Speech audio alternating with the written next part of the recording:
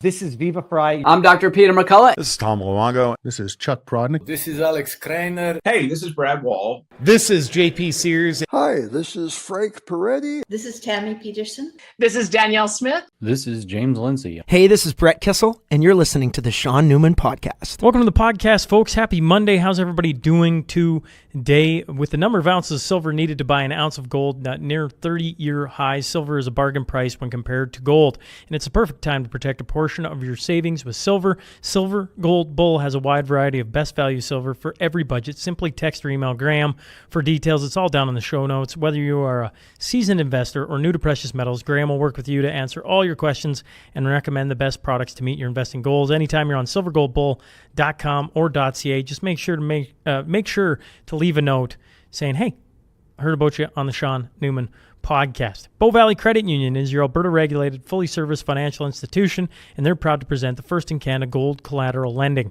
All of you can lend against your physical gold and silver for favorable rates. It's like a HELOC on your gold and silver, and if you don't have any, you can also get a loan to purchase that, and they can help you out with all of that. Just shoot them an email at welcome@bowvalleycu.com and say hello to Leanna. She'll get your BVCU membership started today. It's all down in the show notes. Profit River, they got a brand new website, easy to use, and any purchases, use the coupon code SNP. They are the major retailer of firearms, optics, and accessories. They serve all of Canada. And if you're making a purchase, whether it's in person, over the phone, online, just remember to reference SNP. And you can also email them at smp@profitriver.com. Once again, all down in the show notes, folks. They are the major retailer of firearms, optics, and accessories, serving all of Canada. So no matter where you're at in Canada, they can get your firearms to you. And just go to profitriver.com. Windsor Plywood, builders of the podcast studio, and a whole bunch else, I might add. When it comes to wood, these are the guys. We're talking mantles, decks, windows, doors, sheds, studio tables, studios. They get a lot of character wood. Stop in and see the team at Windsor Plywood today. Say hello. Stop in and say hello to Carly. Tell them I sent you, and get your backyard project or whatever project for summer started today. We have the new studio happening here in 2025. If you're interested in being a part of that, we're planning August for a bit of a cleanup in the yard. We got some trees we got to knock down and a couple other things.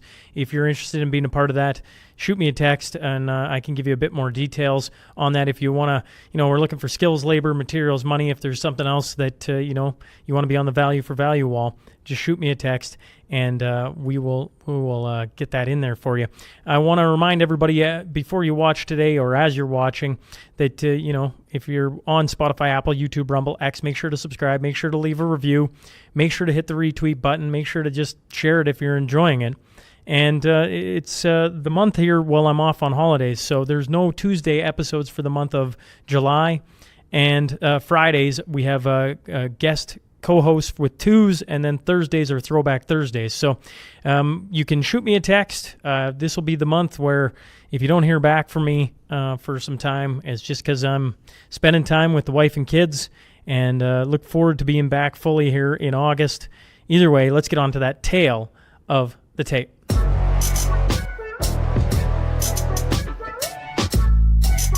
Today's guest is an investigative journalist and author best known for his book, The Franklin Scandal, A Story of Powerbrokers, Child Abuse, and Betrayal. I'm talking about Nick Bryant. So buckle up.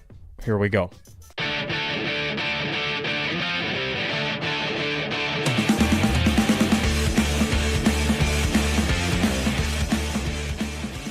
Welcome to the Shaun Newman Podcast. Today I'm joined by Nick Bryant. Sir, thanks for hopping on. I'm glad to be with you, Shaun. I was just saying to him before we started, I had Dave Collum on. Well, I've had him on multiple times, and he'd kind of let off, like, you want to learn some things? Have Nick on. And I'm like, oh, okay, yeah, gladly, And then you sent me a couple things, and then that sent me down a rabbit hole, and I'm like, crap, like, this is good. Just that, the Franklin scandal, I had no idea what it was. I was just saying to him, I was like 2 years old when it was all going down. And so, I just knew nothing about it. That all being said, it's the first time on the show. So to the audience, maybe they know who you are. Maybe they know a bunch of your work. Maybe they don't. Just tell them a little bit about yourself and how you got into, writing books on this and following the Epstein and on and on and on. I'm a journalist, and I moved to New York City. I'm originally from Minneapolis, and I went to the University of Minnesota, and I worked at the University of Minnesota for about 5 years. And then I started a freelance career. I decided to get out of academia, and I started a freelance writing career in 2000, or actually 1995. And then at around that time, I moved to New York City, and I focused. I've written about a lot of different things in my over the course of my career, from Chinese organ distribution to mob bosses to Hell's Angels to genetic engineering. I've got a lot of interests, and I've written a lot. My writing is pretty panoramic. And in 2002, I was going to write an article for Rolling Stone about a very dark subject, and I came across a U.S. Customs report. I was going to write about the occult, and I came across a U.S. Customs report where these two guys who were part of a cult called the Finders have been busted in Tallahassee, Florida, with 6 kids. And concerned citizens called the police, and then the police took one look at this, and they immediately arrested the guys and arraigned them on multiple counts of child abuse and put the kids in protective custody. And a physician had said 2 of the kids had shown signs of sexual abuse. A woman named Elizabeth Voss has written an article, a very good article about the Finders. So I would suggest that you check that out. And U.S. Customs got involved because of child pornography. That's one of in their purview is child pornography. And they executed a search warrant with the Washington, D.C. police on this warehouse of the Finders. And what they found was truly shocking. They found a lot of pictures of nude children. They found a telex saying that the Finders were buying 2 kids in Hong Kong. And then they found this file where the Finders people would be looking for babysitters, and the Finders would show up and say that they were babysitters. So there was this seeming nefarious enterprise that the Finders were running. And there was a U.S. Customs officer named Ramon Martinez, and he wrote a very definitive report on it. And I excerpt the whole report in my book, The Franklin Scandal. And he was expecting multiple jurisdictions to come in and start investigating the Finders, and nothing happened. So after a couple of days, he went to the Washington, D.C. Police Department, and he said, "What's going on with the Finders?" And the Washington, D.C. police told him that the Finders had become a CIA internal matter and that there would be no further investigation. And that shocked me. What is the CIA doing in the United States in the first place? It's against their mandate. But what are they doing with this strange cult that's seemingly doing nefarious things to children?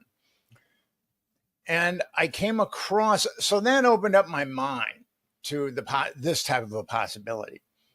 And I started to do some additional research, and I found what was, I thought might be a similar situation in Nebraska, in Omaha. I was skeptical, but I went to Omaha to check it out for about a week. And at that point, there's a lot of stuff floating around the internet about it, that it was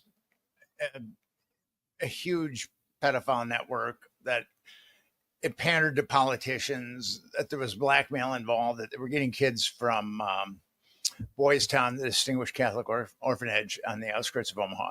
And I knew that something had gone down in Omaha, but I didn't think that all those things had gone down with this network, that it was transcontinental.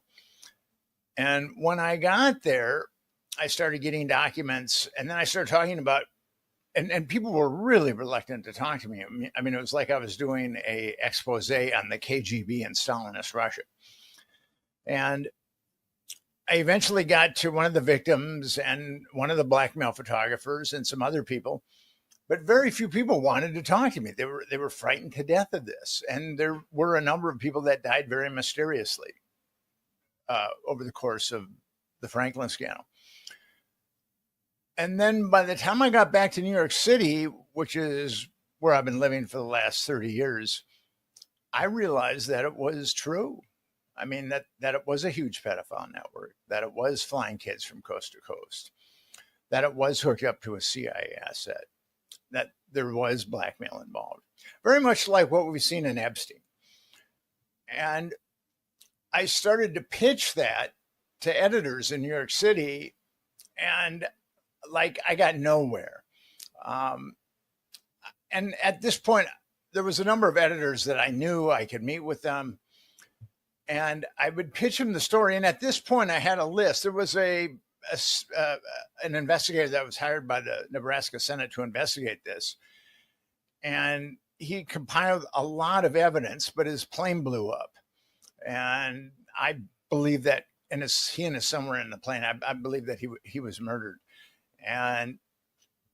But I got this list that he compiled, and it had 60 victims on it. And I brought these documents to New York editors, and I could see the cognitive dissonance go down right before my very eyes. They were thinking, this is a horrible story, and I need to help Nick Bryant tell it, because all these children had been molested with impunity and trafficked with impunity. Or I can write Nick Bryant off as crazy and have a nice meal with my family tonight. So I knew that most editors would react that way, and publishers, but I wasn't expecting all of them to. And even people that had been friends of mine that were in the publishing industry. I mean, one of them had been a very good friend of mine, and he wouldn't touch it. And actually, there was some very good friends of mine that just wouldn't touch it. One eventually apologized to me years after the fact, which was very cool. So I spent the next 7 years working on the Franklin scandal, and I was able to get to a lot of people that had never talked. I had a list of 60 victims, and I had to find the victims. I had to get them to talk. And a lot of the victims were marginal. They did not use Social Security numbers. It was very, very difficult to find them. And then to get people on record to talk about this was very, very difficult. That's why it ultimately took me 7 years to write that book. And that book was published in 2009, 2010. And nobody wanted to cover it. I went on these nascent podcasts where most of the people that were interviewing me were, I don't know, they didn't have much of a psychological equilibrium. Let me just put it that way. And we could get no traction on that book. Nobody would touch that book, even though it was all over the internet. And I found something kind of interesting at that point. I found that people would rather have their own version of this story, even though it's apocryphal, and tie it to shape-shifting reptilians and the Illuminati, than the facts of the story. And I was kind of surprised about that, because the Franklin story has buzzed around the internet in all kinds of apocryphal forms. And I thought, I'll set the record straight. And there were a number of myths that I debunked also when I wrote the book. So I went through a real hard time financially. And by the time the book got published, and I tried to get, I went to LA, and I tried to get interest from people in LA, and nobody would. There was one person that showed interest, but then I think that he might have been threatened, and no one else really wanted to touch the story. And I really went through difficult time financially. But as I was going through this difficult period, I was reading about Epstein. And the Franklin scandal was a huge network. It was bigger than Epstein's network, but the Franklin's network was around for 10 to 12 years, and the Epstein network was around for about 25 years. And I saw in Epstein what I'd seen in the Franklin scandal. Epstein was obviously molesting these underage girls. And there was a grand jury that found that Epstein hadn't molested a single underage girl. And that, I mean, just from looking at it from 10,000 feet, I could see that was wrong. And in the Franklin scandal, there were 2 grand juries in Nebraska that found that there wasn't any child abuse. Now, I don't know if your listeners are familiar with the machinations of a grand jury, but a grand jury decides who gets indicted, who gets formally accused of crimes, and who doesn't. And it's one-sided. A special prosecutor is chosen, and grand jurors are just people that have shown up for jury duty and been funneled to a grand jury.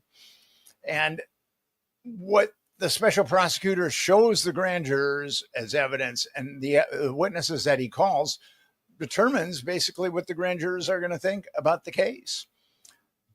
So in both the Epstein grand jury and then the Franklin grand juries, the special prosecutors were very corrupt. And even though there was tremendous evidence in both the Franklin case and also the Epstein case that a lot of children had been molested, nobody was indicted. So with my money waning, I went down to Florida in 2012 and started knocking on doors and hitting the pavement, the kind of stuff that journalists do.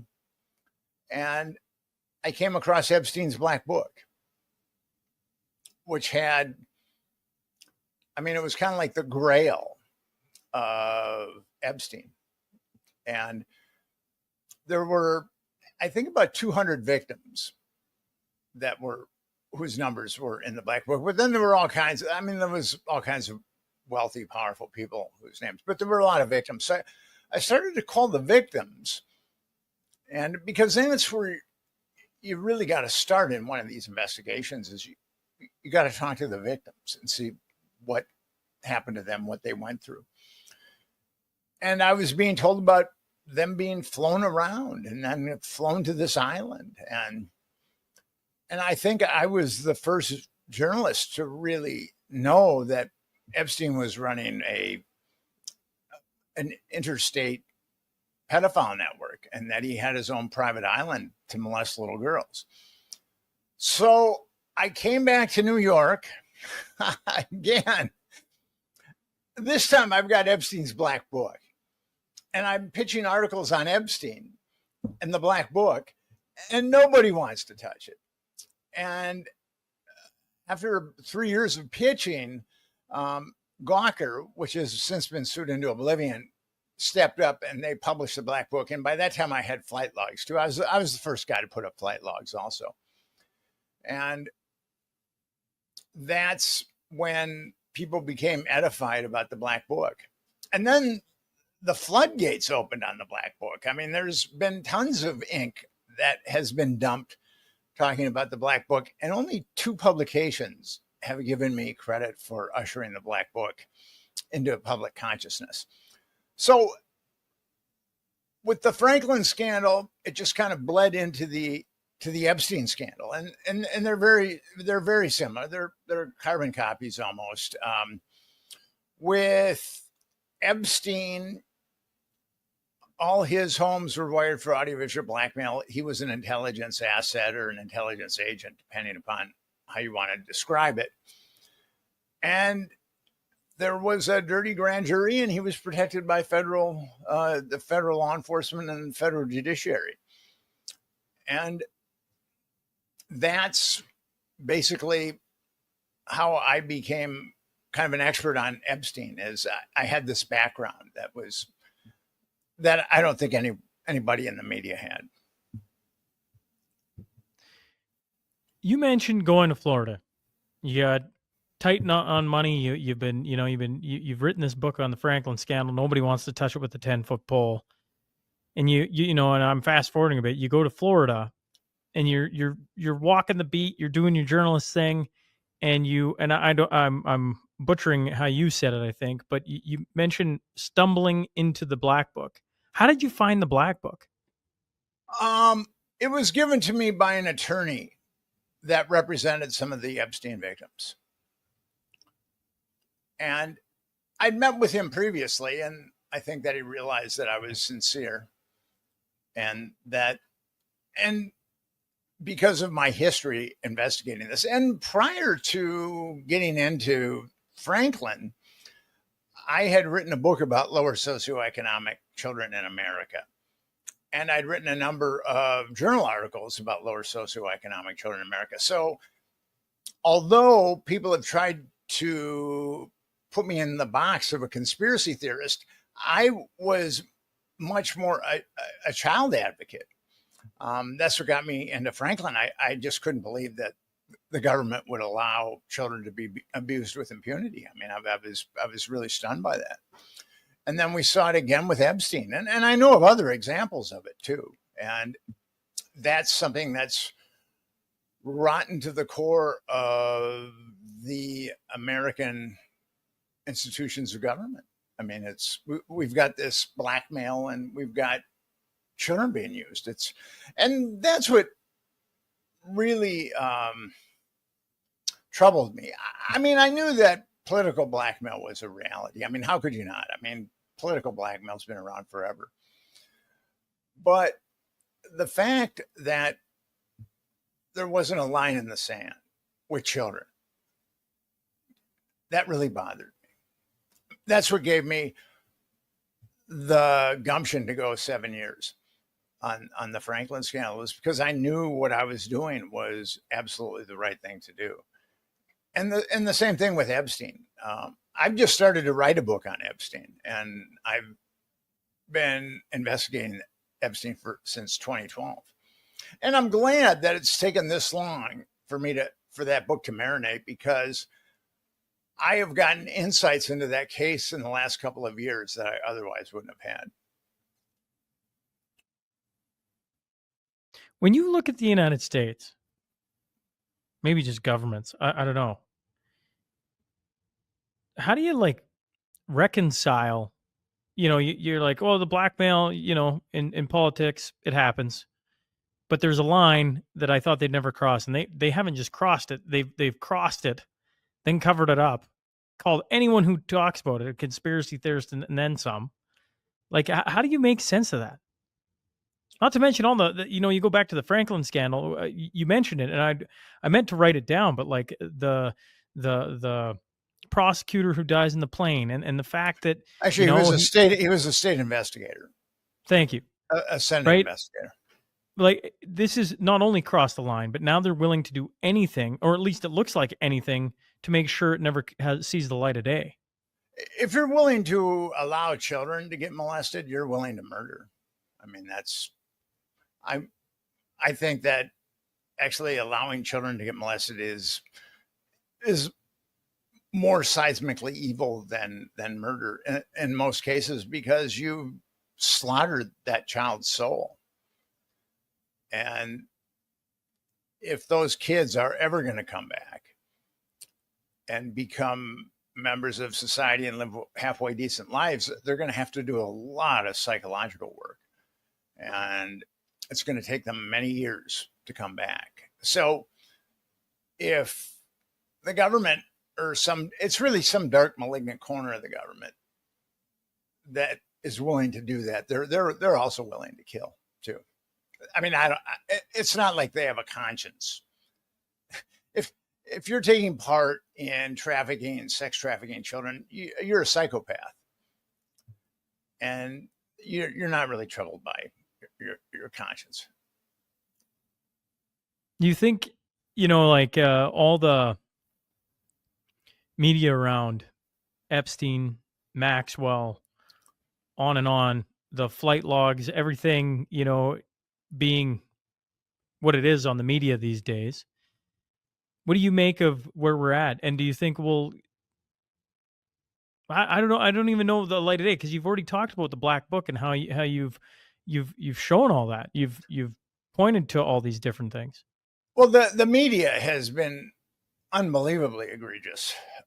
The media loves to pump out salacious dirt about Epstein, but no one in the media, as far as I know, has called for justice.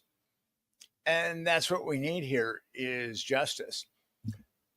And the way that I've been ostracized from the media is really telling, that I've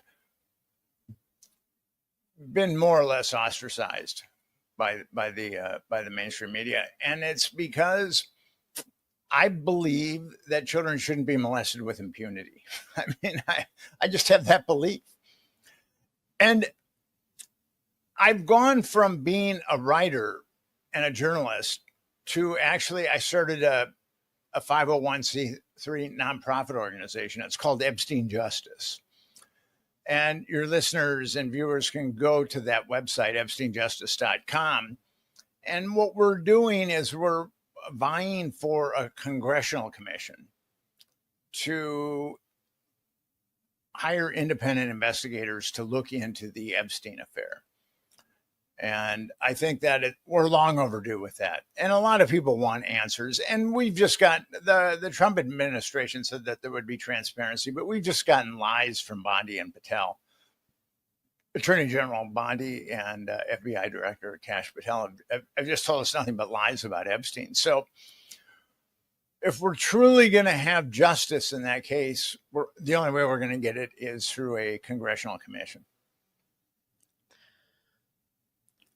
How deep does this run? You know, like you say, Franklin scandal is, well, no, Epstein is basically a carbon copy of Franklin scandal. And I assume Franklin scandal was a carbon copy of something earlier. And you mentioned there's others that I probably don't even know about. Like, I understand, like, you know, when you see something work, even from the most evil of things, you can replicate it to get what you want.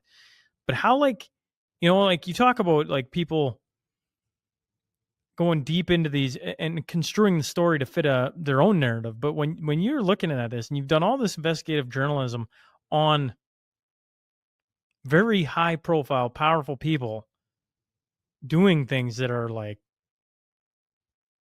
insane. I don't know if I got a better word for it than that. How deep does this go?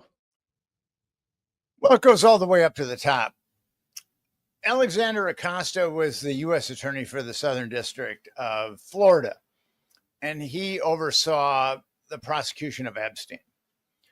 And at that point, I've got a list of 34 victims that the Department of Justice was aware of, underage victims, but ultimately they were aware of 40 underage victims.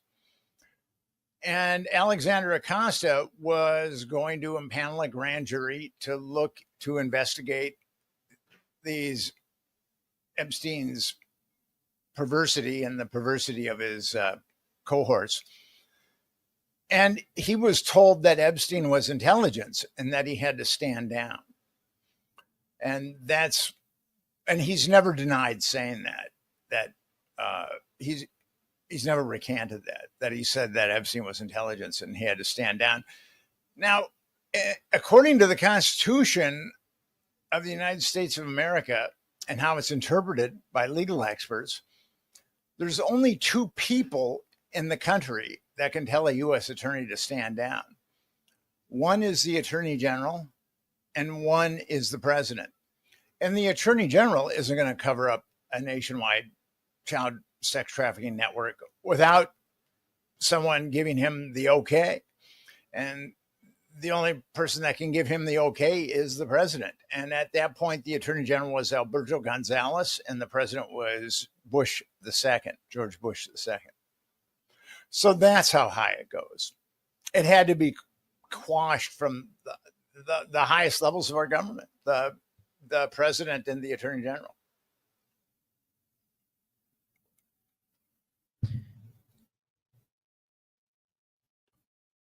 If that's the case, What does the everyday citizen, like, how do you,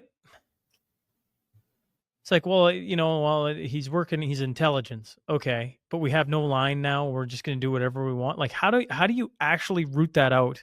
How does the everyday citizen root that out so that they actually get transparency and that to stop? Like, to be like, no, this is horrific. Like, this is horrific, Nick. Well, at this point, we're going to need a congressional commission to investigate it. And that's what I'm working on now. Is I'm the director of this nonprofit, Epstein Justice, and putting enough pressure on Congress. That's what we're going to have to do. We're going to have to come together as one voice and put a lot of pressure on Congress and get them to investigate this. That's the only way we're going to get justice here. And that's the only way we're going to be able to stop this type of activity by some dark, malignant corner of intelligence that does this type of stuff. A congressional commission. What, like, forgive me, because I forget the guy's name. You can say it again. The investigator from the Franklin scandal who died in the plane crash. His name was Gary Caradori. My understanding from watching some things you've done on it, and then others, was he was, by all accounts, a stand-up guy. It looked like he was one of the good guys. Am I wrong in that? No, he's a great guy, and a great investigator too. And like, well, do I got the evidence that they crashed the plane? No, but I mean, it looks really suspicious. And well, if you read my book, The Franklin Scandal, I make a pretty strong case that the plane was blown up. So what I'm trying to point out is, okay, so you finally get the right guy to go investigate the Franklin scandal. And instead of that coming to light, they kill him. And then it's like, it's almost swept back under the rug. And then they use the media to attack everybody and misdirection and all the things. What gives you hope about a congressional commission that's a different outcome could happen this time around? With presidential commissions like the Warren Commission and the 9/11 Commission, we haven't seen the wheels of justice really at work, but we have seen the wheels of justice work with congressional commissions and congressional hearings. In the 70s, the church hearings were able to bring out COINTELPRO, which was an illegal spying program by the FBI on American citizens. And the CIA was also spying on American citizens, had a program called Chaos. And then there was MK Ultra and assassinations and the overthrow of governments. All these things did come out. So it is possible with a congressional commission. They have to have a congressional commission would have to have a certain autonomy, and a congressional commission can definitely have that autonomy to really investigate something. If you go to Bondi and Patel right now, with Donald Trump at the top, shaking the hornet's nest all the time with the way he does things, why didn't they, like, why aren't they? Or is there just way more going on from pressures from inside that thing that we could never understand? When Epstein was arrested at Teterboro Airport in 2019, the FBI drilled his safe the next day. And actually his safe was the size of like a closet. It was a huge safe. And they found, I'm not going to say child pornography. I'm going to use the word that it really should be, or the words child abuse material. They found hundreds, if not thousands, of images of child abuse material. There were lots of discs. There were hard drives. And fast forward to Pam Bondi a couple of months ago, she said that there were thousands of hours. She was going to release what we thought was going to be incriminating Epstein information, But actually, in 2015, I released more incriminating information with the Black Book and the flight logs that Pam Bondi released a couple of months ago. It's actually kind of, unfortunately, pathetically laughable. But she said that the FBI had to go through these thousands of hours of child pornography or child abuse material. But here's a lie right there. I mean, when the FBI drilled that safe or sawed it open, however they got it open, they would have been looking at that material because I believe that there was compromise material there. They would have been looking at it that day or the next day. It wouldn't have taken 6 years for the FBI to look at what is an Epstein safe. So that's a lie right there. And then she got herself in further quagmire when she said anything that pertains to national security will be redacted. Well, what does a bunch of child molesters have to do with national security? So she's digging herself deeper and deeper into this hole of prevarication. And then you've got Kash Patel come out and say, all that stuff is a fiction. It never existed. So they couldn't even get their story right on that. The Attorney General and the FBI director. They're obviously swimming in a morass of lies. And Americans know that. And it's up to us to take our democracy back, to make sure that our government or any part of our government isn't trafficking children and blackmailing people. In your investigations, there's been a lot talked about with child trafficking, and you mentioned it, I think, right at the start with the finders, but linking child trafficking to the occult. Is that something you find in your digging that those two are side by side, or is that something way off in a different land? I saw the occult was with Franklin. I've looked pretty deeply for the occult and Epstein. I haven't seen it. There have been other cases where the occult is seemingly involved in child abuse, like the Presidio daycare scandal and also the West Point child care scandal. It's there in some networks, but then there are other networks that are just, the guys aren't into the occult. They're just pedophiles. And I think that there's more guys people that are pedophiles and are into that occult side of it. So the move to normalize pedophilia, I would assume you have some very strong thoughts on that. Well, here's the situation. According to the Centers for Disease Control, 25% of American girls have been molested as minors, and 5% of American boys have been molested as minors. 25% of girls, yeah. So, and there are people in the field that think that that's a little conservative for girls, but it's way conservative for boys.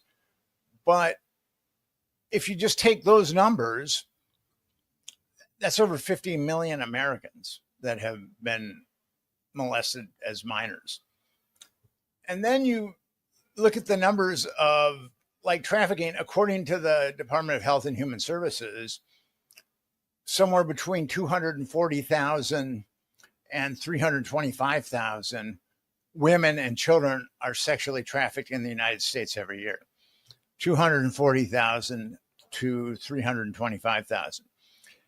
And in 2023, there was 523 individuals charged with child sex trafficking. So we're talking about a fraction of 1% actually gets busted. And then there's millions of hours of child abuse material that infests the internet, millions of hours. And Our government, according to our government, 1,409 people were charged with making or disseminating child abuse material in 2023. So again, we have a fraction of 1% of people, of criminals that are involved in this activity that actually get incarcerated. A fraction of 1%. And we've got all these law enforcement entities, and we've got all these anti-trafficking, anti-exploitation groups, and only a fraction of 1% ever gets convicted. And this is the problem, because we've got millions of Americans that have been molested that will never see justice.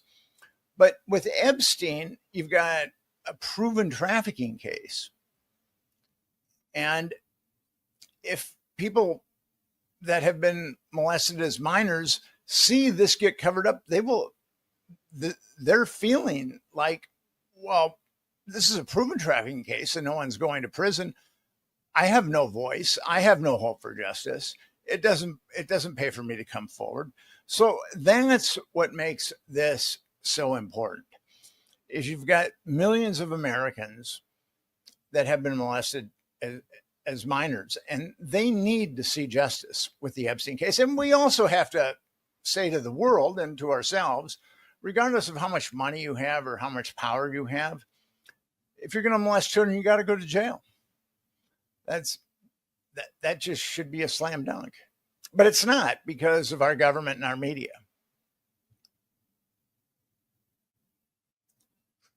Yeah, I wish it was a slam dunk. Like I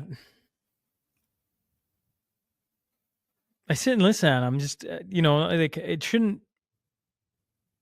In one breath, none of this surprises me, but the numbers are so high, it's just staggering.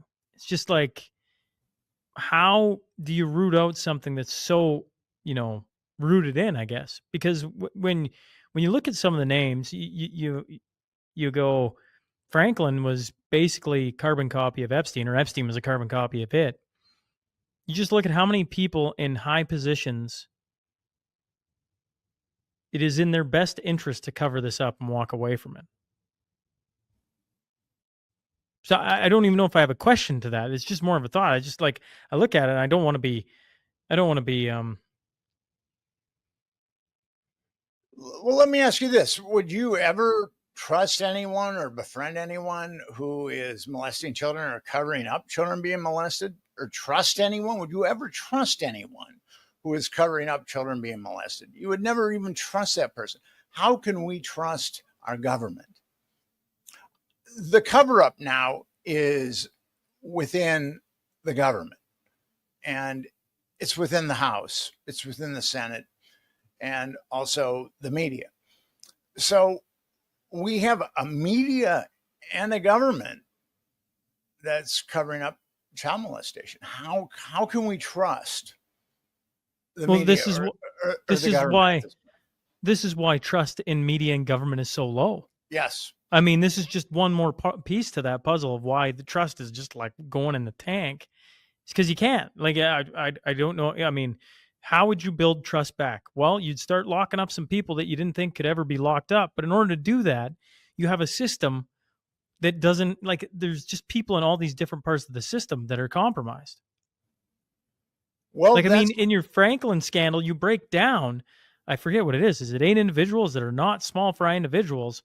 And that's the ones we know about that are sitting there, and you're like, holy crap. Like, this isn't Tom from down the street. This is big profile names in, Congress. And the same thing with Epstein. And that's why we have to clean out. I think that a commission will also enable us to clean out our government. The congressional approval rating now, I think, is 12%. And obviously, I don't know what Trump's approval rating is, but I'm sure it's been dipping lately. But only 12% of Americans think that the Congress is acting in their best interests. Think about that. 88% of Americans do not think that the Congress is acting in their best interest. Yeah, well, they're all I mean, you just tack on the last, what has it been? 5 years? It's probably longer than that. I can't believe the Franklin scandals in the 1980s. And, you know, once again, a shout out to Dave Collum for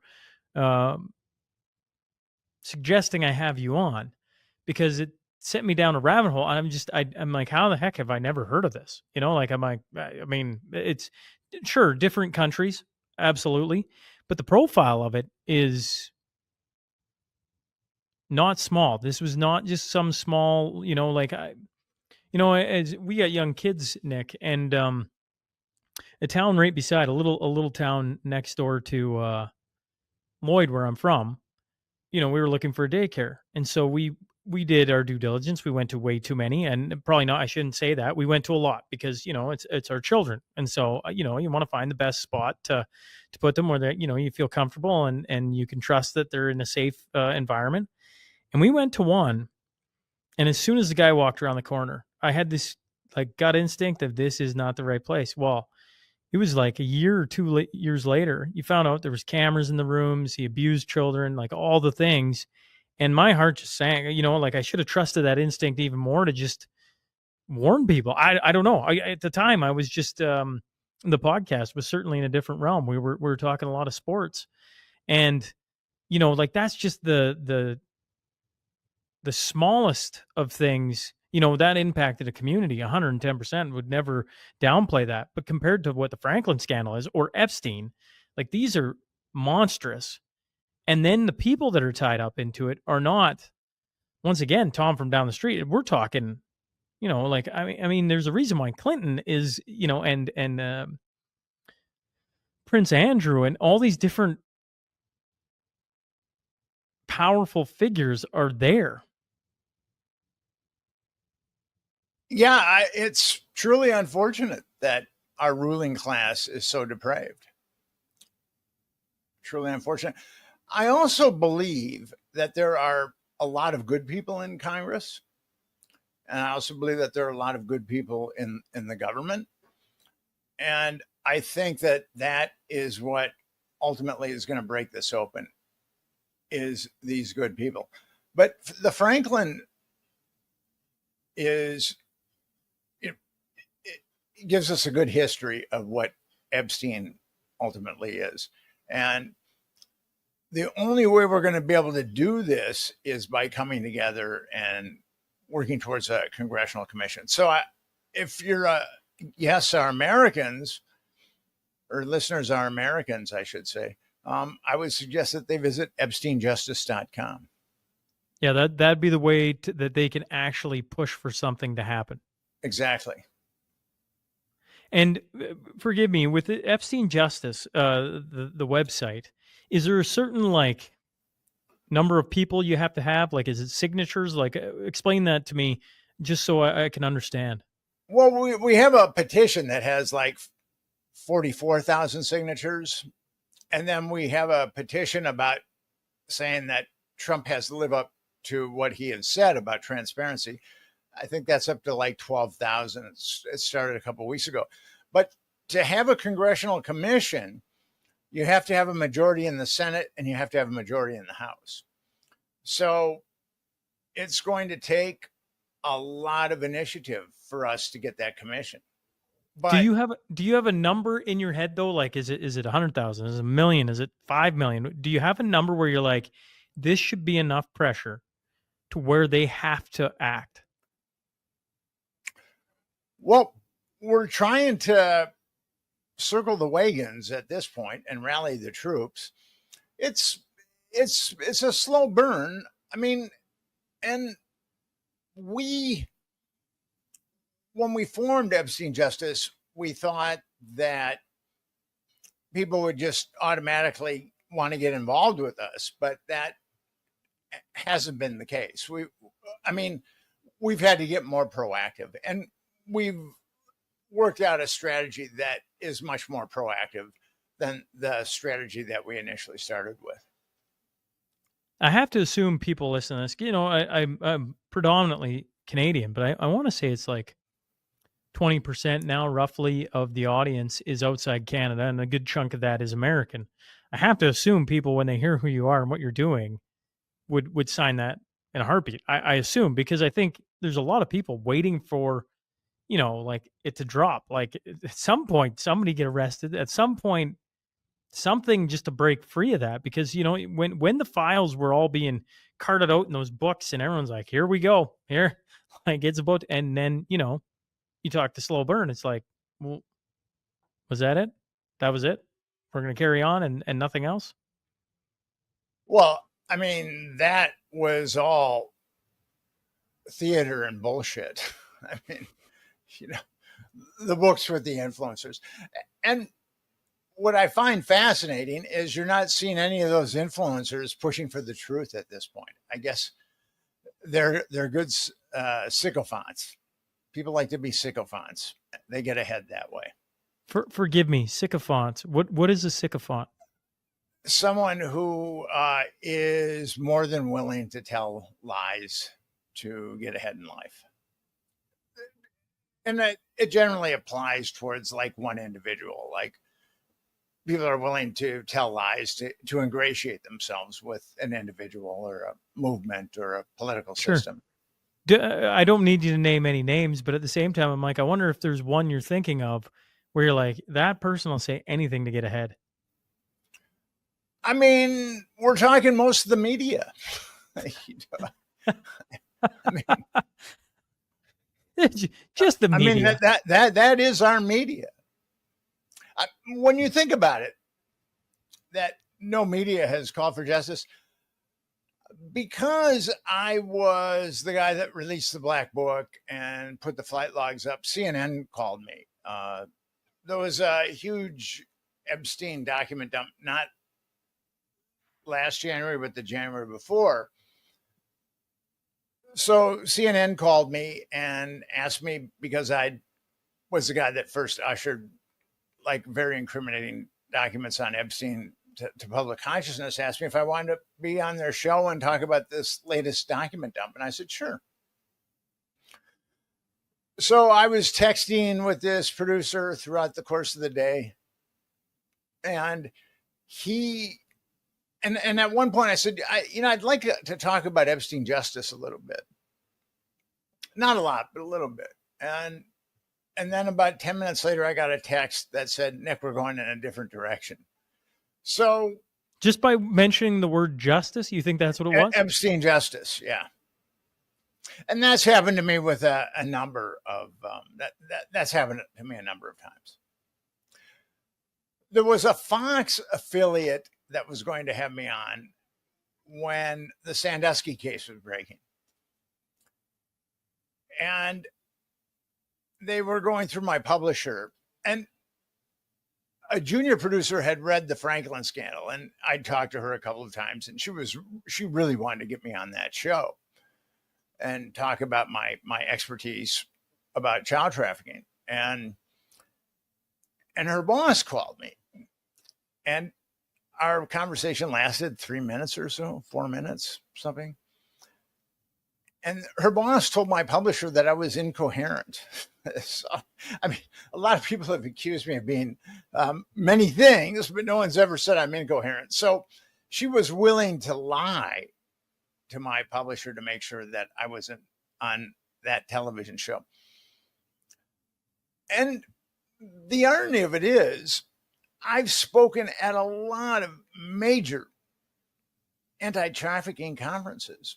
The National Center on Sexual Exploitation has a global summit every year where a number of experts, there's like about 100 to 120 presentations on different forms of abuse and exploitation and trafficking. I've spoken at 3 of those. The International Society for the Study of Trauma and Dissociation has an international conference. I've spoken at one of those. And then I've spoken at these lesser conferences. So I'm someone who has a lot of expertise when it comes to child trafficking. And I'm not a conspiracy theorist. Everything that I say, I can prove. And if I was a conspiracy theorist, I wouldn't be speaking at the National Center on Sexual Exploitation's Global Summit. let alone 3 times. So this is a situation where the media has completely elbowed me out. And I can get the word out through podcasts. And I've been on a number of podcasts. Some of them have been large podcasts. But yeah, I can't rely on the mainstream media. And why do you think that is? I mean, it's because people are afraid of not getting what they want or losing what they have. And they think if we invite Nick Bryant on, I might lose what I have or not get what I want. And that's their driving utilitarian mode of thinking. If you were talking to parents, let's go with parents, and you're saying, you can't. It's not like you need to be terrified of every individual. It's not like there's an Epstein Island, I don't think, on every street corner. But if you were saying, like in my research, what pedophiles do, what these people do, is there anything you could enlighten parents on? To keep pretty close tabs on your kids. Most of the kids that are abused, the 50 million Americans, over 50 million Americans that are abused, it's in the home. And if it's not the father, it's often the stepfather. But then there's schools and churches, and you have to keep a pretty close eye on your kids because there are a lot of predators in this world, and predators are good predators. I mean, guys that are accomplished predators. They really know how to get kids. I mean, they're highly skilled at it. Speaking of one predator here, before I let you out, Larry King, the I don't know, the ringleader, Lawrence King, yeah, whatever you want to call him, with the Franklin scandal. He went to jail not for that. He went for financial crimes. Financial crimes. Thank you. I listened to you on somebody's show, I think, talk about, like after he got out, he tried going around children, not once, not twice. It was like 3 times. And like, he was getting hired. It wasn't like he wasn't getting hired. He was getting hired for different. Well, actually, he was volunteering at. Or volunteering. Sorry. That's what I meant. Yes. He had a no-show job at a BMW dealership in Alexandria, Virginia. And then he tried to insert himself into organizations that would give him access to children.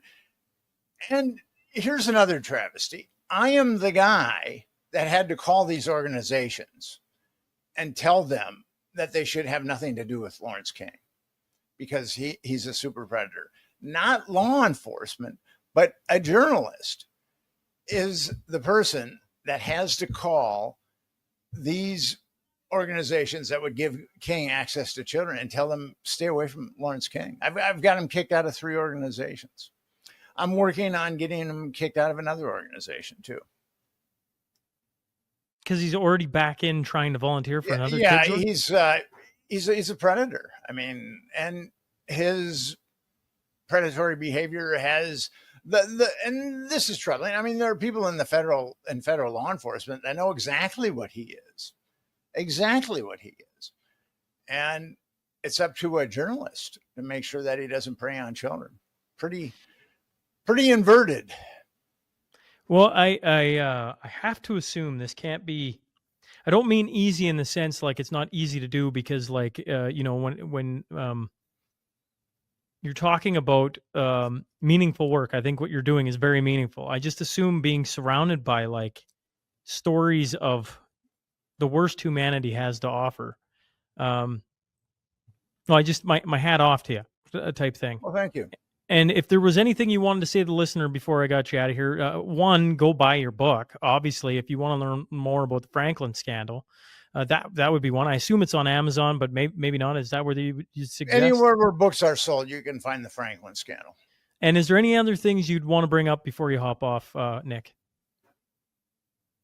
I would say that by the Franklin, the full title of the Franklin Scandal, Story of Powerbrokers, Child Abuse and Betrayal by Nick Bryant. And also, if you're American and you're sufficiently outraged by what I've had to say, then check out EpsteinJustice.com. Nick, thanks for hopping on.